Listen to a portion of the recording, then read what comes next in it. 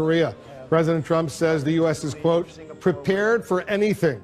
Is a military conflict becoming more likely? CNN's Brian Todd is joining us with the latest. Brian, what are you learning? Wolf, tonight there is real concern among well-connected people here in Washington that an armed conflict with North Korea is becoming more likely. The talk from the Trump administration in recent weeks has only grown tougher, and neither they nor Kim Jong-un's regime seem able to back down from it. As tensions build with North Korea's volatile leader, new concerns tonight about whether the Trump administration is talking itself into a possible conflict with Kim Jong-un. President Trump kept up the tough talk in an interview with the Fox Business Network. We're prepared for anything. We are so prepared like you wouldn't believe. You would be shocked to see how totally prepared we are. Wow. If we need to be. Would it be nice not to do that? The answer is yes. Will that happen? Who knows? The president's comments follow other remarks from his national security team in recent weeks, indicating a tougher tone on North Korea. CIA Director Mike Pompeo warning about Pyongyang's rapidly advancing threat of a nuclear-tipped missile that could hit the U.S. It's now a matter of thinking about how do you stop the final step. And the latest warning from Secretary of State Rex Tillerson that diplomatic efforts to solve this crisis might fail. Those diplomatic efforts will continue until the first bomb drops. The tough talk extends back at least to August, when Trump spoke like no president ever has when addressing North Korea's threats. They will be met with fire and fury like the world has never seen. I do think it's pretty stunning that the U.S. president speaks about openly going to war with North Korea because, as you know, conflict is just unimaginable in the Korean Peninsula. But some say Trump's been placed in a position no other American president ever has by the aggression of his young adversary. Some of this is also on Kim Jong-un, right? Absolutely. We have seen multiple nuclear tests of a hydrogen bomb, not just a fission bomb, but a fusion bomb of multiple hundreds of times the size of Hiroshima. ICBM tests over Japan. Nobody has done this before, certainly from North Korea. Tonight, another key strategic question. Will President Trump visit the heavily fortified DMZ, as other American presidents have, when he travels to Asia next month? It could also really stoke the fires, and Kim Jong-un is very unpredictable. If he doesn't go, on the other hand, it looks either like we're making a concession to North Korea, or it is making it look like President Trump is somehow not your typical president. A senior White House official tells CNN that a Trump visit to the DMZ has not been ruled out, but that the timing for it may not be quite right because the president is scheduled to visit a U.S. military installation at about the same time. White House officials say they're not concerned about any message the president might be sending if he doesn't visit the DMZ. Wolf? All right, Brian, thanks very much. Certainly has prompted new questions about President Trump's war authorization problems. Next week, it will come in a review when the Defense Secretary James Mattis and the Secretary of State Rex Tillerson appear before the Senate Foreign Relations Committee. Let's discuss this and a lot more with my next guest, Bill Richardson. He was the U.S. Ambassador to the United Nations, the Energy Secretary during the Clinton administration, then served as the Democratic Governor of New Mexico. Governor, thanks very much for joining us. Thank you very much, Wolf. The 16-year-old authorization for the use of military force is used to justify military operations in numerous countries, including Niger. Is it time now to review that authorization and get the House and the Senate, if they want to pass new authorization allowing the U.S., the administration, to deploy these kinds of troops in very, very dangerous areas? Yes, I think this situation in Niger, where there are thousands of American troops, the Group of 8, the highest congressional leaders, maybe even the Intelligence Committee didn't know. I think what is needed is clear guidelines, new authorizations. I don't think it would be an infringement on the president's power. These are usually granted. I was on the House Intelligence Committee for many years. But look, we have a situation in Niger where so many people don't know, was this a military mission? Was there any covert action involved? I suspect there might have been. This is why there wasn't full disclosure to the Armed Services Committee at least. But at least the Gang of 8, the highest congressional leaders, should have known. And this is war in Africa. This is a national security case where so many few people know. And the tragedy of what happened to Officer Johnson and the widow, nobody knows the decomposition of the body.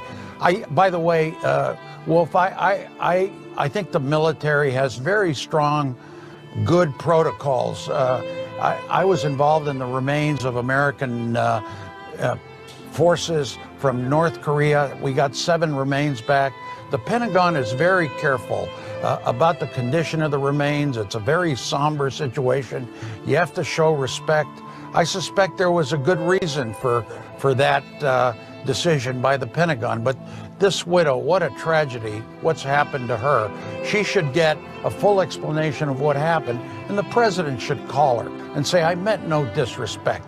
I mean, here we have cases where General Kelly, a good, decent man, you could see the pain in his face having lost his son. We shouldn't get into these political debates on these issues in a partisan basis as the way the president has fostered. He should just stop this. Yeah, and a lot of people totally agree with you. Get on the phone, call her up. I'm sorry you misunderstood what I was trying to say, but my heart goes out to you, and whatever I can do to help down the road, I will be there for you. A Gold Star widow, certainly she deserves that kind of respect. Let's switch topics while I have you, Governor. I want you to listen to President Trump's latest comments about North Korea. We are so prepared like you wouldn't believe. You would be shocked to see how totally prepared we are, if we need to be. Would it be nice not to do that? The answer is yes. Will that happen? Who knows? So what do you think the president means? And you've been to North Korea on several occasions. When he's talking about preparedness, is this more hype? Is this a serious threat? What is your analysis? Well, it's again, he makes foreign policy on the fly by tweets. I suspect he's talking about some kind of a military response. But I think something decent and good is going on. There may be some diplomacy going on. The North Koreans for 2 weeks have not shot a missile. They have not had a nuclear test. They've been relatively quiet. There are reports of Secretary Tillerson talking about diplomacy. The president is going to Asia in early November. You know, maybe there's something good going on, potential discussions that would lead to a freeze on both sides for a short period of time till we're able at least to have a dialogue with North Korea.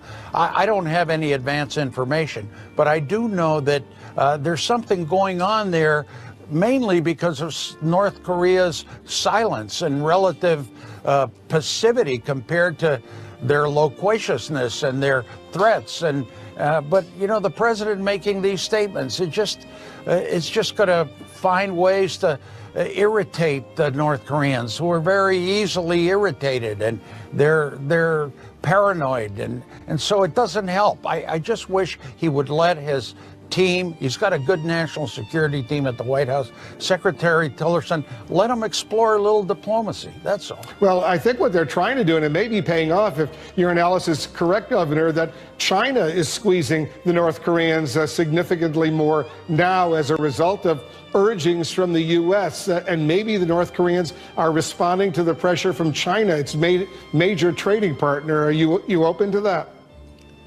Yes, I do think that that's a good part of President Trump's foreign policy with North Korea, although I'm very upset at these public statements that he makes, is getting China to recognize that this is not in China's interest for them to be such tension in the Korean Peninsula by increasing their role with sanctions, by enforcing sanctions on coal, on gas, on energy, on North Korean workers. Maybe that is starting to work with North Korea, but you don't know. The North Koreans, as you know, you've been there with me, they have their own mindset. They don't think like we do, but it could be something that's happening. This silence by the North Koreans, in other words, no bombs, no provocations, no threats, no missile tests, no nuclear weapons tests, is a good sign, even if it's just 2 or 3 weeks. Let's hope for the best. It's a subject you know well. We'll continue this conversation, Ambassador, down the road. Bill Richardson, the former New Mexico governor, former ambassador to the UN. Thanks very much for joining us. This month's ambush of U.S. troops in Niger, admitting many fair questions remain unanswered and are now under serious investigation. President Trump today ignored multiple questions about the ambush and his phone call to the widow of one of the 4 fallen soldiers. Let's bring in our specialists. And David Axelrod, earlier this morning, Maisha Johnson, the Gold Star widow, was on TV on ABC speaking very emotionally, very powerfully about her husband, contradicting the president. He immediately went to Twitter and tweeted this: "I had a very respectful conversation with the widow of Sergeant LaDavid Johnson and spoke his name from beginning without hesitation." What advice would you give the president right now in dealing with this? This is such a sensitive issue, especially for those Gold Star families. Oh, 100%. Look, Wolf, I can see how now we know sort of the contours of the conversation between the president and Mrs. Johnson in the first instance, and you can understand how he might have said the words that have been reported, and she might have interpreted them completely differently than he meant them. Let's just stipulate that. But now we know how she interpreted them. This 24-year-old widow whose husband, a Green Beret, had just died in the service of his country under circumstances she still doesn't know, and we still don't know.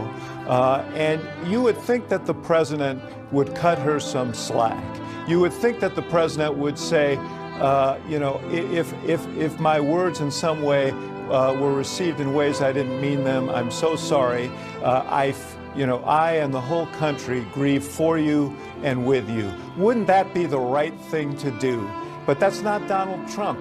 For Donald Trump, it's always about him, and he's never wrong, and he can't admit mistakes, even in this case when it is so clearly the right thing to do. And I think it hurts. It hurts him. It obviously hurt her, but it hurts him as well. It diminishes him. It diminishes the office of the presidency. I think most people in the country would have wished that he handled it much differently. You know, Chris, he had several opportunities today. There were cameras at 2 earlier photo ops, and then in the Rose Garden, he easily could have opened up that those statements. He had the visiting Prime Minister of Singapore with him, but before they get to that, he could have opened up with a statement. He didn't have to wait for reporters to shout questions at the end, which he ignored, as he did in the earlier photo ops, but he could have easily opened up. I'd like to begin, we'll get to this, with a statement expressing his deep regret, his sorrow, the fact that this widow, this Gold Star widow, apparently misunderstood what he was trying to convey. Yeah, it's not that he couldn't do it, it's that he doesn't want to do it. We heard out of the White House today, you know, don't expect, there's not going to be another call to Maisha Johnson. David Axelrod's point, I think, is the most important one, which is calling a widow of American soldier killed in action is extremely difficult. It's emotionally difficult. You know that there's not a good way to do it. No one can really practice for it, but Donald Trump is someone who never was in politics before. He never had done anything like this. The politics of getting along, finding a good place to be with the widow of an American killed in action is way easier. If there was a misunderstanding, just call her. Now, there's too much water under the bridge now, candidly, but just call her and say, you know what, this is hard for me. I know it's not nearly as hard for me as it is for you. If I express myself inarticulately, I apologize if what I said isn't what you heard, because guess what? The President of the United States is supposed to take the high road. It's not about who's right. This woman lost her husband. Just say, you know what, I get it. If there was a misunderstanding, I'm sorry for it, and we honor his sacrifice. The end. Look, it's one thing for the president to get in a tit-for-tat with a Democratic congresswoman who is a politician and signed up to be in this arena, a down and dirty political arena. It's a whole nother thing what we saw today, with a commander-in-chief criticizing the widow of somebody who died in service to the country that the commander-in-chief is the head of, is the leader of, is just mind-boggling. And it doesn't surprise me that The president didn't say anything. I actually think that was not a bad thing, for him to just kind of try to stop talking about it. And they sent the chairman of the Joint Chiefs out, who had a very measured, very calm, very lengthy back and forth with reporters, and answered as much as he said that he could, knowing that there are a lot of unknowns about the mission. And that is what matters. The mission. What happened? Why did this man die in the first place, and 3 others as well? The problem, though, is Dan is exactly right. I thought General Dunford is what you want to be the face of this if you're the Trump administration. The problem, as always, is Donald Trump, and more specifically Donald Trump's Twitter feed. So yeah, he didn't take questions that were shouted at him today. Not a bad idea. If he hadn't sent a tweet out this morning effectively saying this person is not telling the truth, if he doesn't take to Twitter tomorrow or the next day and say more about this is now day 8 of this back and forth. I would argue, to Dana's point, he made it worse today with the engaging with the widow and essentially saying, well, her version of events isn't how it happened.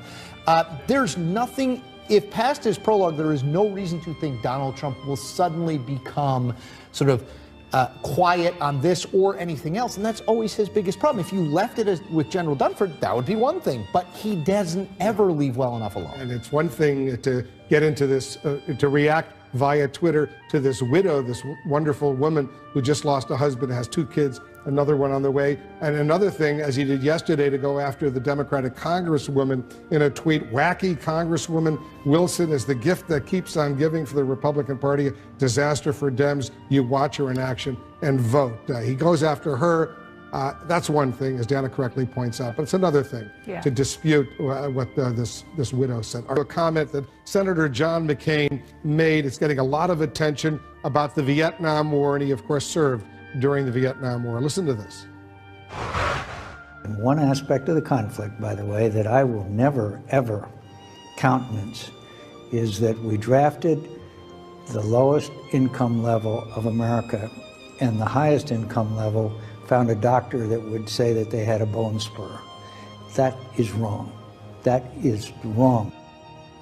A doctor who would say that they had a bone spur. Now, that was significant. As you know, Donald Trump, during the Vietnam War, had 5 deferments, including one after a doctor diagnosed that he had bone spurs in his foot. What was your reaction to that? My reaction was, I don't think the reference was coincidental. Look, I think there's no mystery that these guys don't get along. Dating back to when Donald Trump denigrated Senator McCain's military service, saying he prefers people who didn't get captured. We all know Senator McCain spent 5 terrible years in the captivity of the North Vietnamese. And now Senator McCain has been critical of the president as commander-in-chief. He made a speech in Philly earlier this week when he was accepting the Liberty Medal, really challenging the president's worldview. But the president responded by saying, well, if he doesn't stop criticizing me, I'm going to fight back. And what he learned, I think, in this interview or through this interview is don't get into a taunting war with a guy who spent 5 years in the Hanoi Hilton and who is facing a mortal illness, because he's not scared of you. No. He's not worried about you, okay? And I think this was Senator McCain's way of saying, you know what, I'm done with you. Yeah. And look, David mentioned that John McCain was a prisoner of war for 5.5 years in Vietnam during the Vietnam War. When he came back, part of what he did before he actually ended up leaving the Navy was he went to the Naval War College to study exactly why and how America got into the Vietnam War and how they went so wrong. So what he was talking about there, I think, was for a larger project on Vietnam, but it was after a lot of scholarly intake that he has done, which I think the reason I'm bringing this up is because it's just another kind of data point on how different an experience John McCain has had and why his worldview is the way it is. And there is no question that he chose that example as a dig to Donald Forget Trump. the president during the campaign said John McCain was not a hero because he was a POW and he was a prisoner. That's not Right, it heroic. took him almost 2 years to get back at him, but he found a way. I remember July 2015 when it happened. I basically thought, well, that's it. You know, Donald Trump, you know, it was right after he had announced his campaign. He was at a forum in Ames, Iowa, and said that. And you thought, well, I mean, you know, POWs tend not to be people that you should attack, right? Whether it's John McCain or anyone else. It was a first indicator that Donald Trump's appeal did not play by traditional rules. But yes, McCain, the long arc of history got to that healthcare vote, and now this.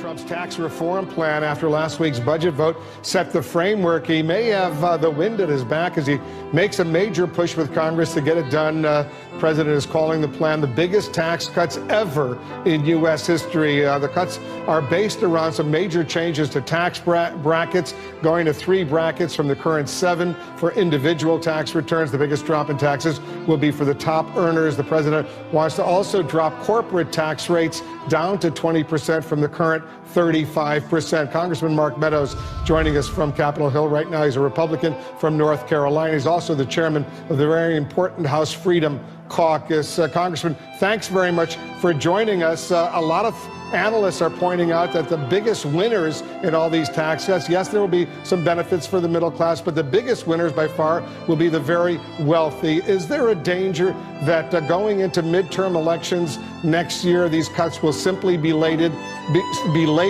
as tax cuts for the rich? Well, there's always a danger, Wolf, anytime that you talk about tax cuts, that you put a label on that it just benefits the rich or this particular segment of the population. But I can tell you that the president and members of Congress are laser focused on making sure that there's those middle income wage earners that actually benefit. You talk about all the analysis that's being done. You know, I find it very fascinating that they're doing all this unbelievable analysis, Wolf, when you and I, if we were pressed real hard to talk exactly where those tax brackets are, we couldn't do it because the details haven't even been laid out. And so we're hopeful that we will see that at the beginning of next week. We'll be able to have a real debate. But I can tell you, just in the recent days, the president has weighed in on one particular thing when they were talking about a pay-for that might affect 401k plans. He says, no, this is something that helps the middle income wage earners the most. We need to make sure that we keep that intact. And so all hands on deck for those that, the moms and dads on Main Street, your viewers, the people that get us elected, we need to make sure we deliver for them. Well, how concerned are you, Congressman, that all these tax cuts will simply raise the deficit and the national debt will go up? Some are saying $1 trillion, $2 trillion, $3 trillion. Well, it is a concern, and really when you look at that, and you know the budget that we passed out of the House actually had some mandatory spending cuts along with being able to do aggressive tax reform.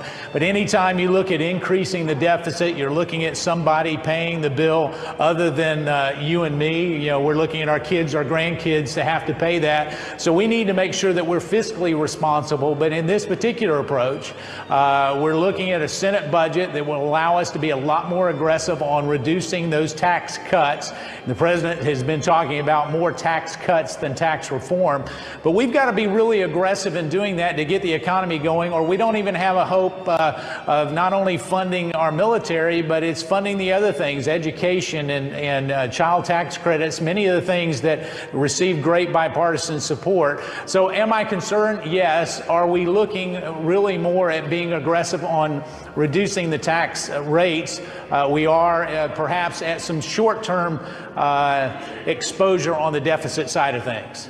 You know, the biggest expenditures of the federal government are the so-called entitlements, Social Security, Medicare, Medicaid. The White House budget director, Mick Mulvaney, was on the Sunday talk shows saying that he personally is pushing the president for cuts in these entitlements, but the president says, no, they are off limits. Listen to this. At a meeting with the president just the other day, we walked over some of the numbers, and I actually said, look, here's where it is, here's where it isn't. And Mr. President, I'm going to come back to you again and want to talk to you about entitlement spending. And he said, look, I'm still not going to do it, but I'm happy to have the conversation. Same thing discussion we had in the spring. I promised people I wouldn't change Social Security. I'm not going to do it. I said, that's fine, but my job is to show you what that means. I think that's the right way to do it.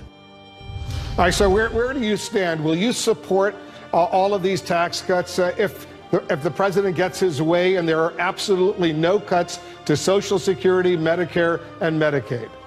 You know, the president is going to get his way, and so at this particular point, it's a binary choice for us. It's either working within the framework that we have and trying to be aggressive on the tax cuts. I've raised this issue of looking at modifying, whether it be Social Security or Medicare or Medicaid, any of those items, and the president has been very emphatic. You know, personally, on 3 different occasions, he says, Mark, we're just not going to do that. It was a promise he made to the American people, and so we're looking at other areas. There is one that we do, a work requirement that actually was originally passed under Bill Clinton, but that was done away with. And so you'll see some of those entitlement issues addressed on welfare reform, but on those 3 core issues that Director Mulvaney just mentioned, he's right. The president has been very emphatic, and we can keep coming back, but it is not going to be in this tax bill. Just one final question, Congressman, before I let you go. If it's shown, the Congressional Budget Office and other experts, that all of these tax cuts will wind up increasing the national debt, increasing the deficit, will you vote for it? Well, we already believe that it's going to show that it's going to increase the deficit in the short term. And so for me, I've been looking at trying to make them as aggressive as possible, even if they have to expire in 10 to 15 years. So the answer to that is, based on the parameters that have been laid out, a 20% corporate, 25% for small businesses, doubling the standard deduction for moms and dads, I will be voting on that and voting for that, and hoping that we can make some adjustments on some of those spending things to address the deficit in the coming years. And you will support eliminating the estate tax, which really is a benefit to millionaires and billionaires like the president. They'll save, the president presumably could save for his family billions of dollars if he's worth, let's say, 10 billion, which he claims Forbes magazine says he's worth maybe $3 or $4 billion. But still, as part of the estate tax, he would save at least $1 or $2 or $3 billion. You okay with that? Well, I haven't looked at it with regards to this president's tax policy in mind, because candidly, people with that kind of assets normally have already done the planning to avoid the inheritance tax anyways. Really what it is for estate taxes for me are my farmers back home in North Carolina. What happens, you got these family farms that if we don't do that, what we're doing is essentially taking it from those family farms and saying you got to get rid of it in order to continue. But Congressman, those family farms have to be worth at least $11 million. The first $11 million. We're talking, yeah, you're right. First $11 million is tax-free as far as estate planning is concerned. If the farm is worth more than $11 million, then you start paying estate tax. But Wolf, let's look at it. When we're talking about family farms, we're talking about a husband and wife that it may be in their family, but they may have 5 or 6 children or heirs that go on. And so when you're really looking at that, it's about passing it on to those heirs and those family farms. So if we can adjust it to address that, certainly giving the president a benefit is not anything that is even on the radar for me or any of my colleagues in looking at that. And so, you know, perhaps we'll see that. But really, when we get down to it, should death be a taxable event, Wolf? And I don't think it should be. They've already paid in taxes. And so that'll be a debate that we'll have in the coming days as we start to modify this tax reform and roll it out. Always good to have you join us here on CNN. From his national security team in recent weeks indicating a tougher tone on North Korea. CIA Director Mike Pompeo warning about Pyongyang's rapidly advancing threat of a nuclear-tipped missile that could hit the U.S. It's now a matter of thinking about how do you stop the final step. And the latest warning from Secretary of State Rex Tillerson that diplomatic efforts to solve this crisis might fail. Those diplomatic efforts will continue until the first bomb drops. The tough talk extends back at least to August, when Trump spoke like no president ever has when addressing North Korea's threats. They will be met with fire and fury like the world has never seen. I do think it's pretty stunning that the U.S. president speaks about openly going to war with North Korea because, as you know, conflict is just unimaginable in the Korean Peninsula. But some say very, very dangerous areas. Yes, I think this situation in Niger, where there are thousands of American troops the group of 8, the highest congressional leaders, maybe even the Intelligence Committee didn't know. I think what is needed is clear guidelines, new authorizations. I don't think it would be an infringement on the president's power. These are usually granted. I was on the House Intelligence Committee for many years. But look, we have a situation in Niger where so many people don't know, was this a military mission? Was there any covert action involved? I suspect there might have been. This is why there wasn't full disclosure to the Armed Services Committee at least. But at least the Gang of 8, the highest congressional leaders, should have known. And this is war in Africa. This is a national security case where so many few people know. And the tragedy of what happened to... At the same time, White House officials say they're not concerned about any message the president might be sending if he doesn't visit the DMZ. Wolf? All right, Brian, thanks very much. Certainly has prompted new questions about President Trump's war authorization problems. Next week, it will come in a review when the Defense Secretary James Mattis and the Secretary of State Rex Tillerson appear before the Senate Foreign Relations Committee. Let's discuss this and a lot more with my next guest, Bill Richardson. He was the U.S. Ambassador to the United Nations, the Energy Secretary during the Clinton administration, then served as the Democratic governor of New Mexico. Governor, thanks very much for joining us. Thank you very much, Wolf. The 16-year-old authorization for the use of military force is used to justify military operations in numerous countries, including Niger. Is it time now to review that authorization and get the House and the Senate, if they want to pass new authorization allowing the U.S., the administration, to deploy these kinds of troops in Korea? President Trump says the U.S. is, quote, prepared for anything. Is a military conflict becoming more likely? CNN's Brian Todd is joining us with the latest. Brian, what are you learning? Wolf, tonight there is real concern among well-connected people here in Washington that an armed conflict with North Korea is becoming more likely. The talk from the Trump administration in recent weeks has only grown tougher, and neither they nor Kim Jong-un's regime seem able to back down from it. As tensions build with North Korea's volatile leader, new concerns tonight about whether the Trump administration is talking itself into a possible conflict with Kim Jong-un. President Trump kept up the tough talk in an interview with the Fox Business Network. We're prepared for anything. We are so prepared like you wouldn't believe. You would be shocked to see how totally prepared we are. Wow. If we need to be. Would it be nice not to do that? The answer is yes. Will that happen? Who knows? The president's comments follow other remarks. Trump's been placed in a position no other American president ever has by the aggression of his young adversary. Some of this is also on Kim Jong-un, right? Absolutely. We have seen multiple nuclear tests of a hydrogen bomb, not just a fission bomb, but a fusion bomb of multiple hundreds of times the size of Hiroshima. ICBM tests over Japan. Nobody has done this before, certainly from North Korea. Tonight, another key strategic question. Will President Trump visit the heavily fortified DMZ, as other American presidents have, when he travels to Asia next month? It could also really stoke the fires, and Kim Jong-un is very unpredictable. If he doesn't go, on the other hand, it looks either like we're making a concession to North Korea, or it is making it look like President Trump is somehow not your typical president. A senior White House official tells CNN that a Trump visit to the DMZ has not been ruled out, but that the timing for it may not be quite right because the president is scheduled to visit a U.S. military installation at about